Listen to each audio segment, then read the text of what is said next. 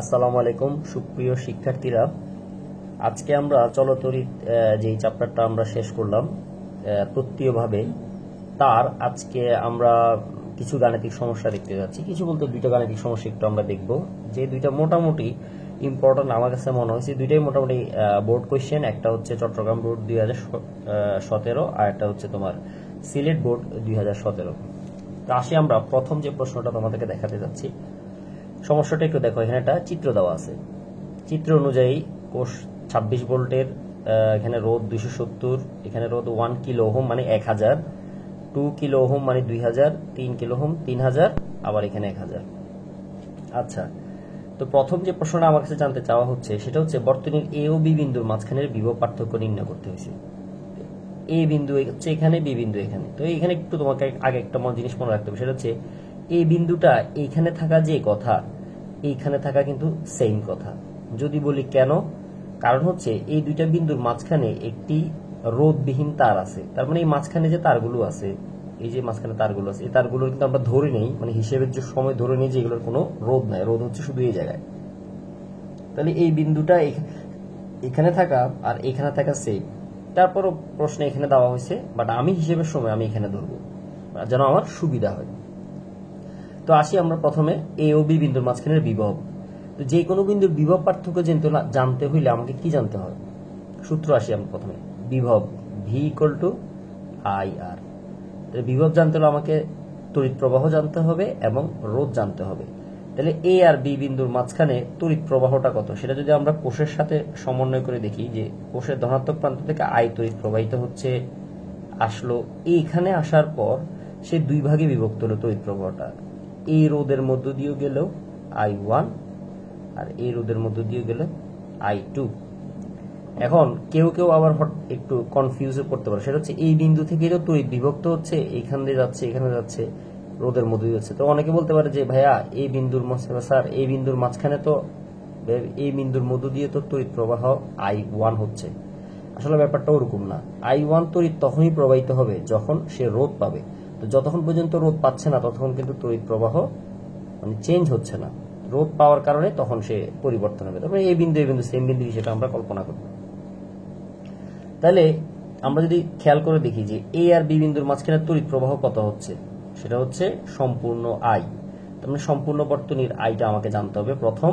এরপর দ্বিতীয় হচ্ছে রোধ, কোন কোন বিন্দুর মধ্যবর্তী রোধ, এ এবং বি বিন্দুর।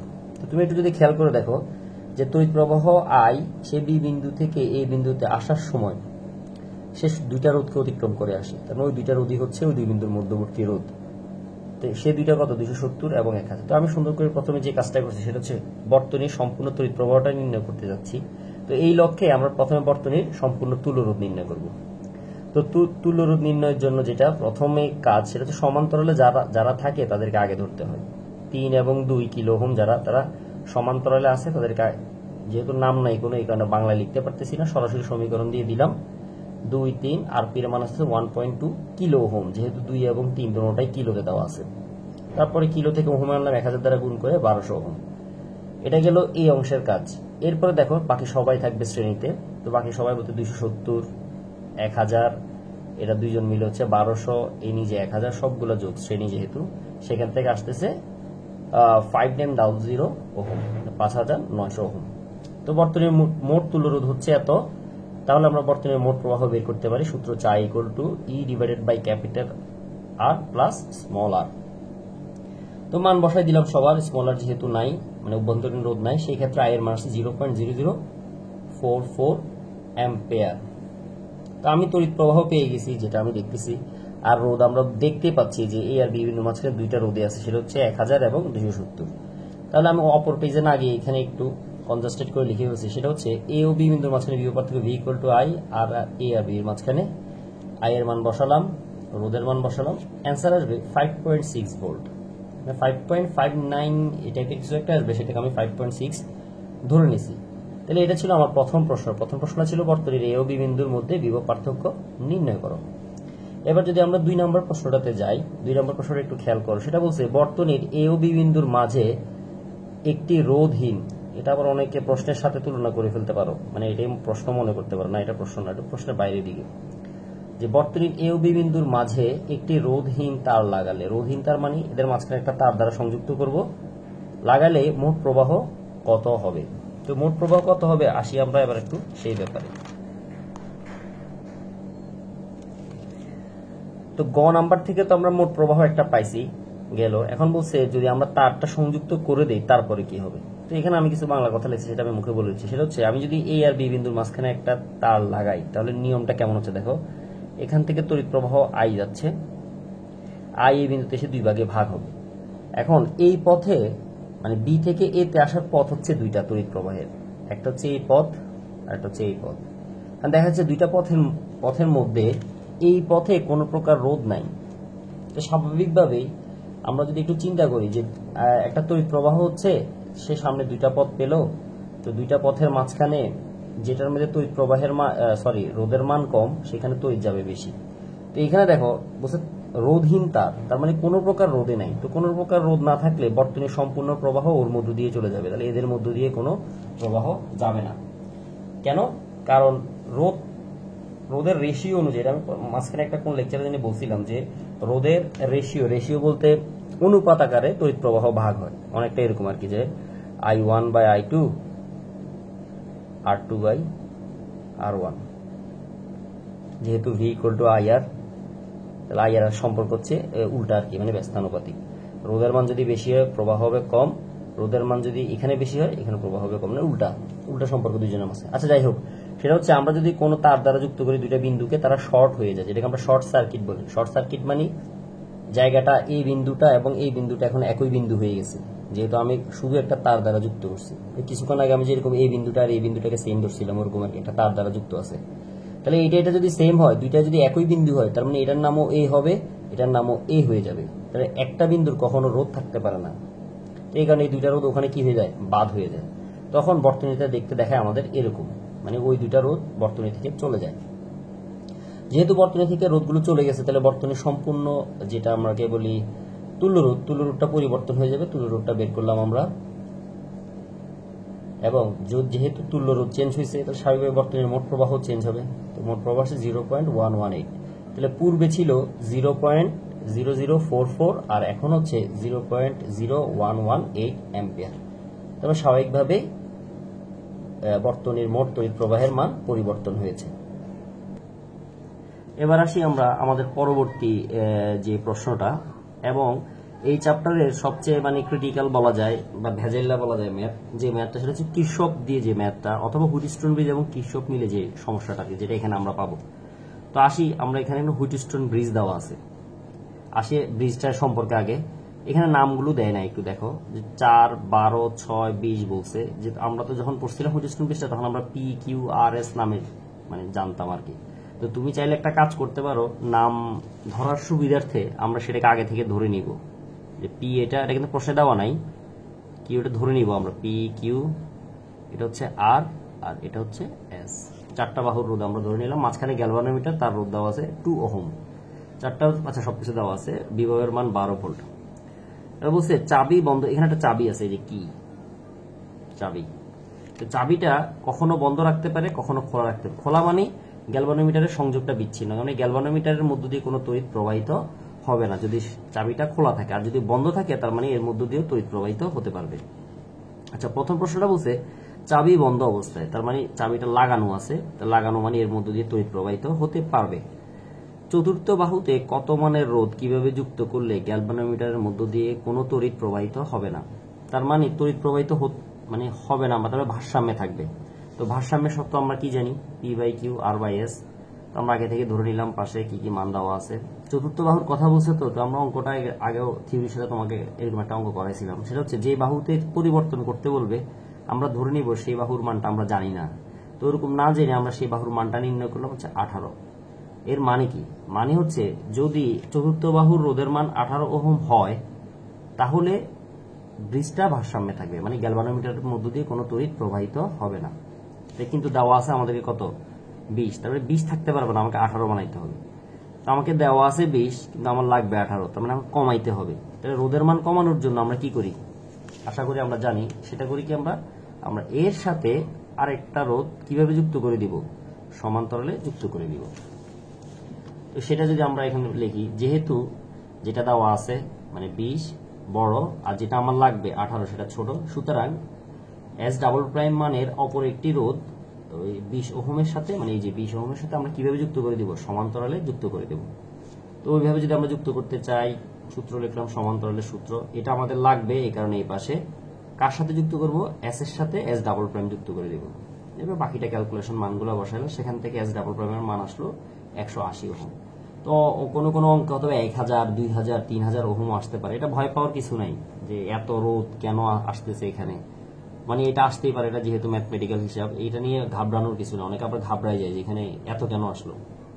তাহলে এটা হচ্ছে আমাদের উত্তর, যে আমরা যদি 20 ওহমের সাথে 180 ওহম মানের আরেকটা রোধ সমান্তরালে যুক্ত করি, তাহলে বৃষ্টি কিসে চলে আসবে, ভারসাম্যে আসবে।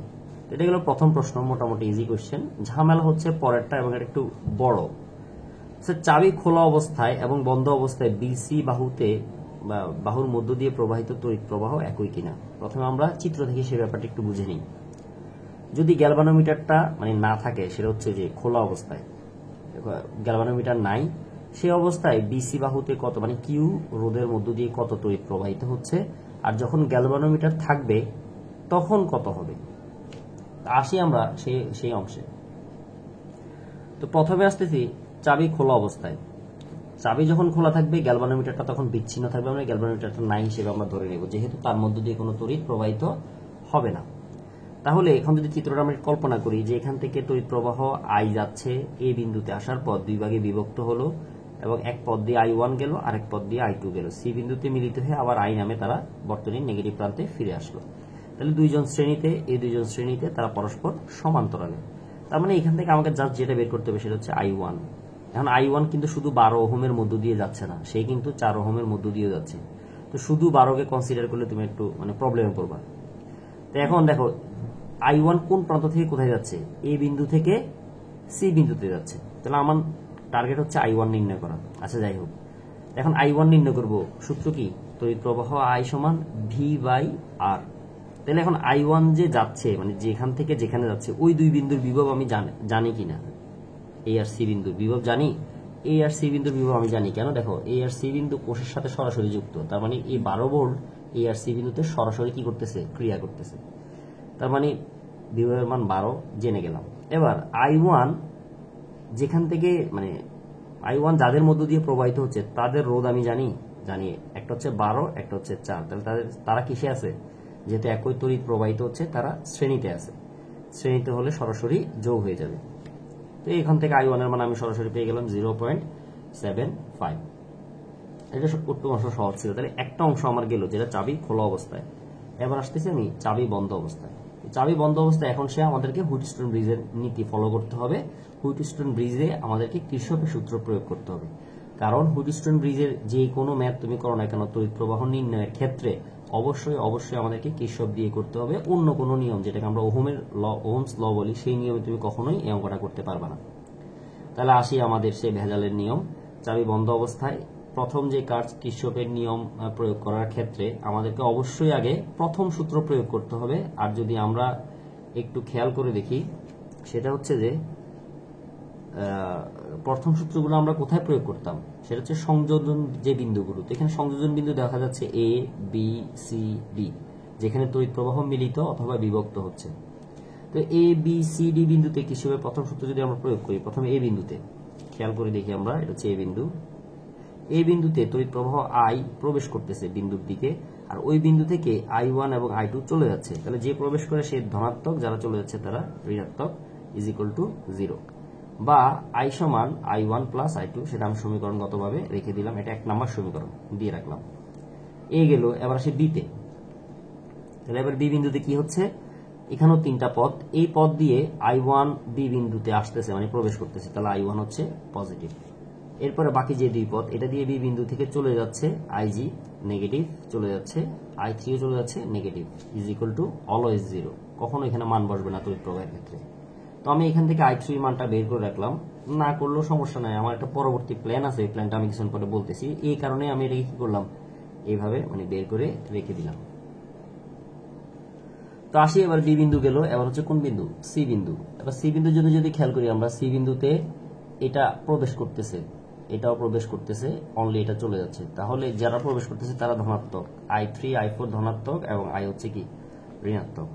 এরপরে যদি আমরা আসি ডি বিন্দুতে, কি দেখা যাচ্ছে? ডি বিন্দু যদি আমরা একটু খেয়াল করি, ডি বিন্দুতে তিনটা পদ, এই পদ দিয়ে i2 আসতেছে, এই পদ দিয়ে ig আসতেছে, যারা আসতেছে তারা ধনাত্মক, i2 ig ধনাত্মক, আর i4 চলে যাচ্ছে, i4 ঋণাত্মক ইকুয়াল টু 0। ওদেরকে আমি একটু শর্টকাট করে রাখলাম। এবার আমরা যদি একটা জিনিস একটু খেয়াল করি যে এই কোষটাতে টোটাল তড়িৎ প্রবাহ আমাদের কয়টা দেওয়া আছে। যদি দেখো i1 থেকে i4 এখানে হলো 4টা, এরপর ig 5টা, এরপর মোট প্রবাহ i 6টা তড়িৎ প্রবাহ দেওয়া আছে। এখন আমি চাইলেই কিন্তু মানে ইন্ডিভিজুয়াল i3 নির্ণয় করতে পারবো না, মানে আমাকে যেটা চাওয়া হয়েছিল আর কি, যে বিসির মধ্য দিয়ে কত তড়িৎ প্রবাহিত হচ্ছে, তার মানে i3 এর মান আমাকে জানতে চাওয়া হয়েছে ইনডাইরেক্টলি। এখন আমি চাইলেই সেটা ইন্ডিভিজুয়াল মানে সরাসরি i3 নির্ণয় করতে পারবো না প্রথম অংশের মতো। তো এইখানে আমাকে একটু কি করতে হবে, আমাকে সিস্টেমেটিক্যালি তিনটা তড়িৎ প্রবাহ নির্ণয় করতে হবে। মানে হুডস্টোন যে ব্রিজ, এখানে কির্চফের সূত্র প্রয়োগ করলে আমরা সবসময় তিনটা বের করব। কেন তিনটা বের করবো আসি এবার সেই ব্যাপারে। দেখা যাচ্ছে এই 6টার ভিতরে যে কোনো তিনটা যদি আমি জানি, যেমন আমি ধরে নিলাম i1 i2 ig, এটা তোমাকে আগে থেকে ডিসিশন নিয়ে রাখতে হবে যে তুমি কোন তিনটা নির্ণয় করবে, এবং দেখতে হবে ওই তিনটা দিয়ে তুমি বাদ বাকি তড়িৎ প্রবাহগুলো নির্ণয় করতে পারো কিনা। আচ্ছা, এখানে যেহেতু কথা আসছে আমি একটু ছোট কথা বলে দিই। সেই কথাটা হচ্ছে যে তুমি যখন তড়িৎ প্রবাহ নির্ণয় করতে চাচ্ছ হুডস্টোন ব্রিজ থেকে, তখন কোন তিনটা তড়িৎ প্রবাহ নির্ণয় করবে সেটা আগে তোমাকে মিলাই দেখতে হবে যে ওই তিনটা নির্ণয় করলে বাদ বাকিগুলো হচ্ছে কিনা। মানে আমি 6টাই জানবো, 6টা তড়িৎ প্রবাহ জানবো, কিন্তু তিনটা জানলে বাদ বাকিগুলো চলে আসবে। যেমন আমি যদি i1 i2 ig জানি, i1 i2 জানলে আমি i জানলাম, i জেনে গেলাম। এরপরে এখানে i1 ig তো এর মধ্যে আছে, এগুলো যদি জেনে যায় তাহলে i3 জেনে গেলাম, তাহলে i3ও আমি পেয়ে গেলাম। i4 কি জানতে পারবো একটু দেখো, i4 এর ব্যাপারটা কিছুক্ষণ আগে আমি i জানছি, এরপর আমি i3 জানছি, তাহলে এখান থেকে আমি i4ও জেনে যাবো, তাহলে আমার তো হয়েই গেল। অথবা i2 ig জানলাম i4 পেয়ে যাবো। তার মানে এই তিনটা তড়িৎ প্রবাহ যদি আমি নির্ণয় করি তাহলে আমি 6টা তড়িৎ প্রবাহ জেনে যাব। আর আমি এটা সূত্রে ম্যাথটা যখন করেছিলাম, ছোট একটা ম্যাথ করেছিলাম, সেই ম্যাথ আমি একটু করে বলছিলাম তোমাদেরকে যে আমরা প্রথম সূত্র থেকে ডিসিশন নিব, মানে কির্চফের প্রথম সূত্র থেকে ডিসিশন নিব যে কোন কোন তড়িৎ প্রবাহগুলো নির্ণয় করব, এবং আমরা চেষ্টা করব সবসময় কম তড়িৎ প্রবাহগুলো নির্ণয় করার। মানে যত কম তড়িৎ প্রবাহ নির্ণয় করব ওগুলোর ফলে বাদ বাকি তড়িৎ প্রবাহগুলো যেন আমরা বের করতে পারি। কথা বেশি বলে ফেলতেছি, আমরা এবার কাজে আসি। কাজটা হচ্ছে প্রথম সূত্রের কাজ শেষ, এবার আসবে দ্বিতীয় সূত্র আমরা কোথায় অ্যাপ্লাই করব? বদ্ধ বর্তনীতে। এই অংশটা লেখার দরকার নাই, তোমাদেরকে বোঝানোর স্বার্থে আমি এখানে লিখছি, মানে পরীক্ষার খাতায় তোমাদের এটা লেখার দরকার নেই। বদ্ধ বর্তনী সম্পর্কে আমাদের মোটামুটি ধারণা আছে। বদ্ধ বর্তনী কি? বদ্ধ বর্তনী হচ্ছে আমাদেরকে যে এই বর্তনীটা এক্সিস্টিং বর্তনীটা দেওয়া থাকবে, ওখান থেকে যে কোনো একটা অংশ এবং জায়গাটা বদ্ধ হইতে হবে, ওই বর্তনীর একটা বদ্ধ অংশকে আমরা বলি বদ্ধ বর্তনী। তাহলে এখানে আমি 5টা বদ্ধ বর্তনী দিলাম, আরো হয় মানে টোটাল 7টা বর্তনীর মতো হয়, সবগুলো জানার দরকার নাই, আমি আপাতত 5টাই দিলাম। তো 5টার ভিতরে প্রথম যেটা নিলাম সেটা হচ্ছে আমরা কোষ থেকে নিলাম, ই থেকে এতে গেলাম, এ থেকে পি এর মধ্য দিয়ে বিতে গেলাম, বি থেকে কিউ এর মধ্য দিয়ে সিতে গেলাম, সি থেকে আবার ইতে ফিরে আসলাম, E A P B Q C E, একটু মিলাই দেখবা। এরপর একটা সেম, এখান থেকে গেলাম এতে, এ থেকে আর এর মধ্য দিয়ে ডিতে, ডি থেকে এস এর মধ্য দিয়ে সিতে, সি থেকে আবার ইতে, 2টা বদ্ধ বর্তনী এ বি ডি এ থেকে বিতে গেছি, বি থেকে ডিতে গেছি, ডি থেকে আবার এতে আসছি, বদ্ধ হয়ে গেছে। বি সি ডি বি আরেকটা বদ্ধ বর্তনী, A B C D E, A B C D A আরেকটা বদ্ধ বর্তনী। এবার কথায় আসি, এতগুলা বদ্ধ বর্তনী আমার লাগবে কিনা এটা জানার জন্য দেখছি। আমার লাগবে আসলে 3টা। যদি বলি কেন 3টা লাগবে, তার কারণ হচ্ছে আমি তো আগে থেকে ডিসিশন নিয়ে ফেলছি যে আমি যদি কমপক্ষে 3টা তড়িৎ প্রবাহ নির্ণয় করি বা করব বলে ডিসিশন নিছি, সেই ক্ষেত্রে আমার বদ্ধ বর্তনী লাগবে 3টা, মানে 3টা ইকুয়েশন ডেভেলপ করতে হবে। ওই 3টা ইকুয়েশন থেকে আমরা 3টার মান পাবো। এখন 4টা যদি তুমি করতে চাও, 4টার জন্য তো আমরা কোনো ম্যাথ বা কোনো রুলস আমরা পড়ি নাই ইন্টারে।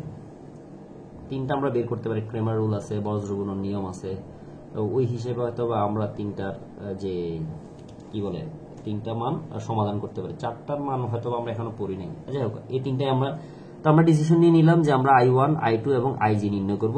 এমনিতে সাধারণ ক্ষেত্রে কোনো ম্যাথ যদি তোমরা এরকম পাও, তোমরা সেই ক্ষেত্রে ডিসিশন নিয়ে রাখবা যে কোনো তিনটা তুমি নির্ণয় করবে এবং মিলেই দেখবা যে ওই তিনটার জন্য তুমি বাদ বাকিগুলো পাচ্ছ কিনা, না হলে কিন্তু আবার হবে না। আচ্ছা, এবার আসি আমাদের কাজে। সেটা হচ্ছে প্রথম মোস্ট মোস্ট মোস্ট ইম্পর্টেন্ট কথা, সেটা হচ্ছে তুমি কি এখান থেকে ওই যে তিনটা বদ্ধবর্তনী নিতে বলছে, যে কোনো তিনটা নিলে হবে? কখনোই না।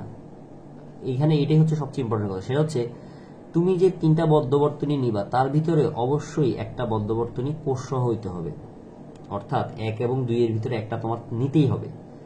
তো এই দুইটা থেকে একটা নিতে হবে, আর বাদ বাকি দুইটা তুমি যেখান থেকে ইচ্ছা সেখান থেকে নাও। যদি বলি কেনর উত্তরটা একটু পরে আসতেছে। তাহলে আমরা কি করলাম, আমরা সিরিয়ালে তিনটাই ধরলাম, মানে দুইটা কোষ নিলাম, একটা নিলেই হবে, মানে আমরা আমাদের মতো সিরিয়ালে তিনটা নিলাম। তাহলে প্রথম বদ্ধবর্তনীতে আমরা কির্চফের দ্বিতীয় সূত্র প্রয়োগ করতে চাচ্ছি। লিখলাম, নামটা এভাবে না লিখে এভাবে লেখা যায়, সমস্যা নাই, একটা লিখলেই হয়েছে। আসি আমরা যে বদ্ধবর্তনীটা ধরলাম কোষ নিয়ে এ থেকে পি এর মধ্য দিয়ে, বি থেকে সি এর মধ্য দিয়ে আবার ইতে আসলাম। তো এই ক্ষেত্রে ওই বদ্ধবর্তনীতে তড়িৎচালক শক্তি মানে কোষটা অবস্থিত, তার মানে ই লিখলাম এক পাশে। এরপরে ওই বদ্ধবর্তনীতে কয়টা রোধ আছে, এই বদ্ধবর্তনীতে দেখা যাচ্ছে দুইটি রোধ আছে, পি এবং কিউ। আমি লিখলাম পি এবং কিউ, আগের মতো আর কি। পি এর মধ্য দিয়ে I1 তড়িৎ প্রবাহিত হচ্ছে, এবং আমি নামটা যেভাবে ধরছি প্রবাহটাও দিক একই দিকে। এরপরে I3 প্রবাহ সেম দিকে, এ কারণে দুইজনে ধনাত্মক, মানগুলো বসালাম। এবার আসি আমরা এখানে I3 কিন্তু আমি জানতে চাই নাই, আমার জানার যে ব্যাপারটা সেটা হচ্ছে I1, I2 এবং IG। তাহলে এদের ভিতরে I3 নাই, তাহলে এখানে আমি পরিবর্তন করে ফেলবো। তো পরিবর্তন কিভাবে করতেছে, যে 2 নম্বর সমীকরণ থেকে একটু দেখো, I3 সমান I1 মাইনাস IG। তো আমি আগে থেকে সেটা কি করে রাখছিলাম, মানে এটাকে সমাধান করে রাখছি। এখন তোমরা চাইলে এখান থেকেও বের করতে পারো, কোনো সমস্যা নেই। তাহলে I3 পরিবর্তে I1 মাইনাস IG, আবার গুণ করে রাখলাম, সেটা হচ্ছে 16 I1 মাইনাস 12 IG। সেটাকে একটা সমীকরণ দিয়ে রেখে দিলাম, প্রথম বদ্ধবর্তনী। এবার যদি আমরা দ্বিতীয় বদ্ধবর্তনীতে আসি, সেম ভাবে দ্বিতীয় বদ্ধবর্তনী তুমি করবা, ওখানেও তড়িৎচালক শক্তি আছে, বসাইলাম। আর এর মধ্য দিয়ে I2 যাচ্ছে, এস এর মধ্যে দিয়ে I4 যাচ্ছে। নাম যেভাবে ধরছি সেভাবে যদি যাই, I2 হচ্ছে ধনাত্মক, I4 হচ্ছে ধনাত্মক।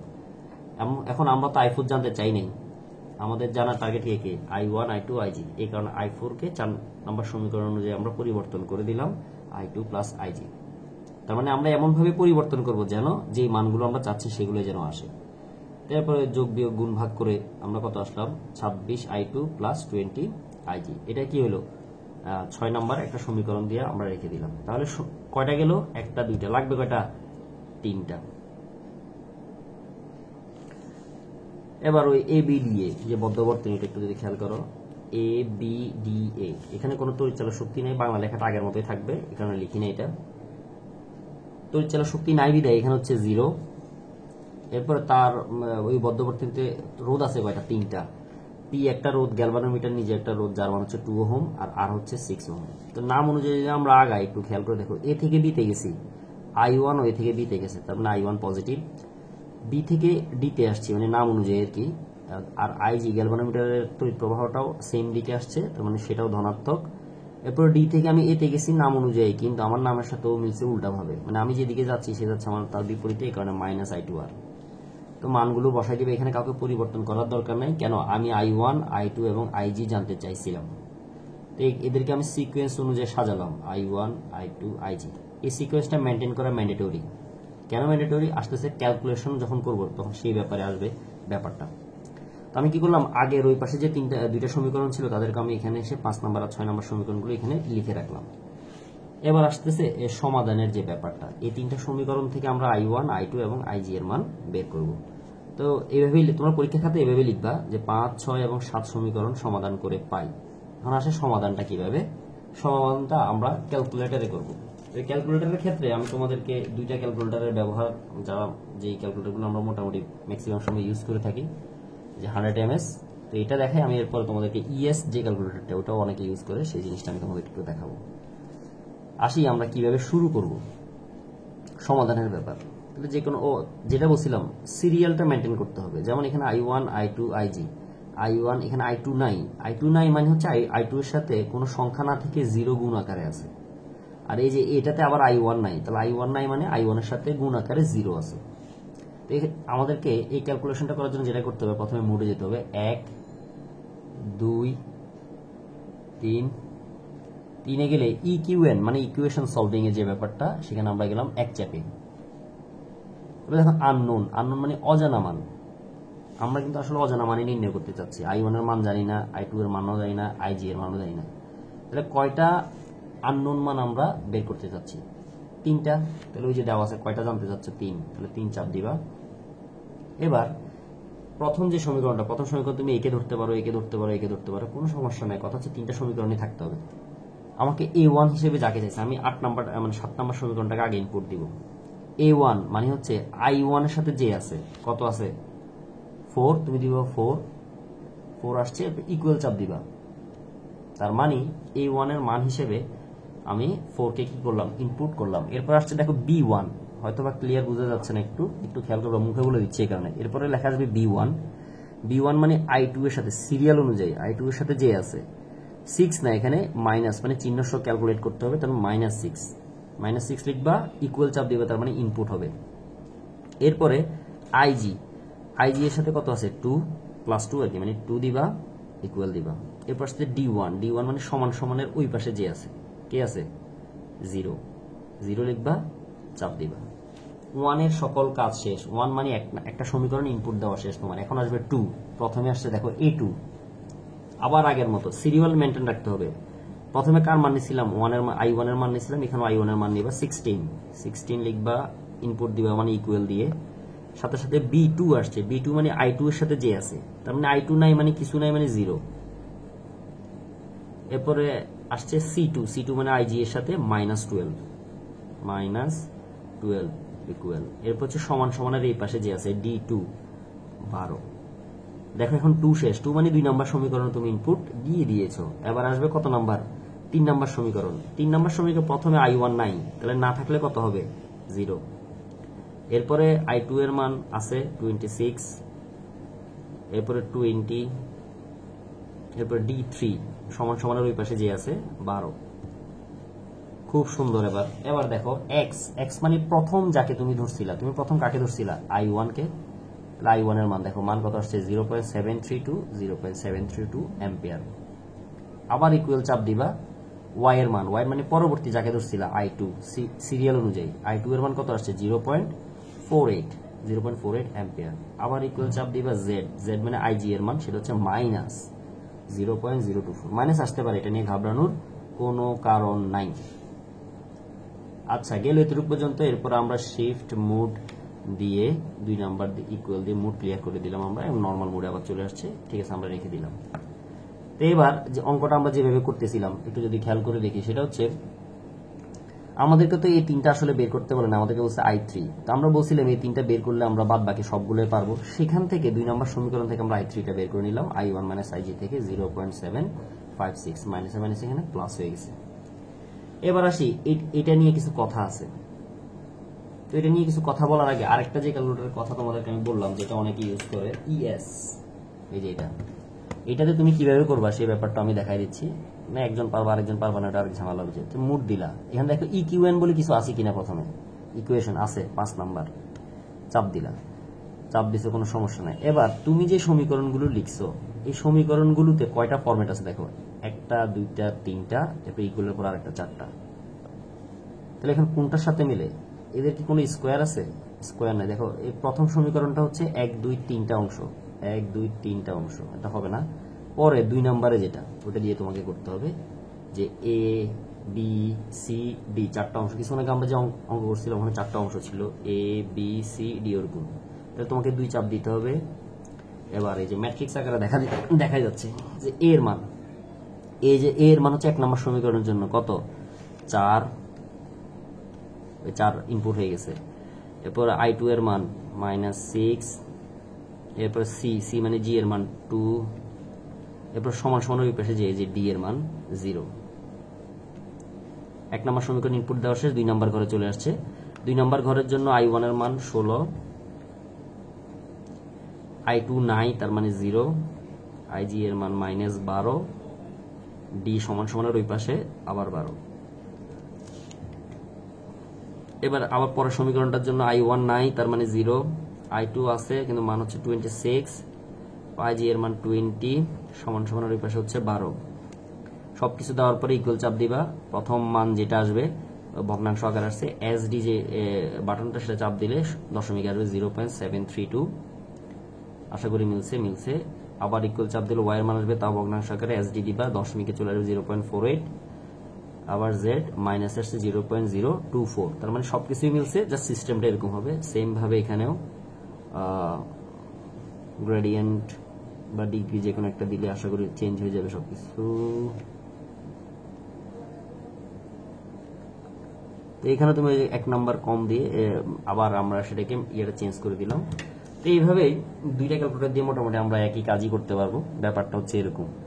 i3 এবার এখানে যে কথাটা আমি বলতে যাচ্ছিলাম সেটা হচ্ছে এই আইজি এর মান থেকে তুমি অনেক কিছু ডিসিশন নিতে পারবা। মানে আমি যেটা বলতে যাচ্ছি সেটা হচ্ছে আমরা তো আসলে অঙ্ক করছি যে শুধুমাত্র তড়িৎ প্রবাহ নির্ণয়, এখান থেকে তোমার অনেক প্রশ্ন আসতে পারে। প্রশ্নগুলো অনেক ধরনের হইতে পারে। তার ভিতরে একটা খুব ইম্পর্টেন্ট প্রশ্ন হচ্ছে তোমাকে বলবে যে বি বিন্দু এবং ডি বিন্দুর মধ্যে কার বিভব বেশি, মানে হুইটস্টোন ব্রিজ থেকে বলতেছি। তো ওই প্রশ্নটা একটু টেকনিক্যালি অ্যান্সার করতে হবে, মানে সম্পূর্ণ যে যা কাজ আমরা এতক্ষণ ধরে করছি চাবি বন্ধ অবস্থার জন্য সব কাজ তোমাকে করে আসতে হবে। I1 I2 I3 নির্ণয় করতে হবে। নির্ণয় করার I1 I2 IG নির্ণয় করবা, করার পরে তুমি আইজি এর মান থেকে তুমি ডিসাইড করতে পারবা যে বি বিন্দু এবং ডি বিন্দুর মাঝখানে কার বিভব বেশি। কিভাবে ডিসাইড করবা? দেখো, বিভব যার বেশি তার থেকে তড়িৎ প্রবাহ কমের দিকে যায়। আমি প্রাথমিক ক্ষেত্রে ধরে নিয়েছিলাম যে বি থেকে ডি এর দিকে তড়িৎ প্রবাহিত হচ্ছে, মানে আইজির দিক হচ্ছে বি থেকে ডি তে। তার মানে আমি যেভাবে ধরছি আমার ধারণা হচ্ছে বি হচ্ছে উচ্চ বিভব আর ডি হচ্ছে নিম্ন বিভব, এখানে তড়িৎ প্রবাহ এদিকে হয়েছে।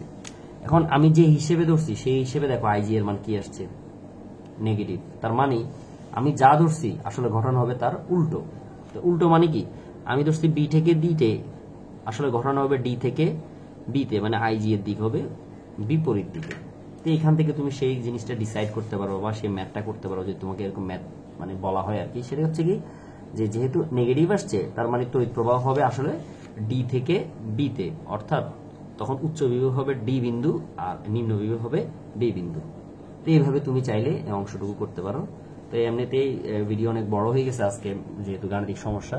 তো আশা করি সবাই বুঝতে পারছো, না বুঝতে পারলে আবার বলবা, আশা করি সেই ক্ষেত্রে কোনো হেল্প করতে পারবো। ধন্যবাদ তোমাদের সবাইকে।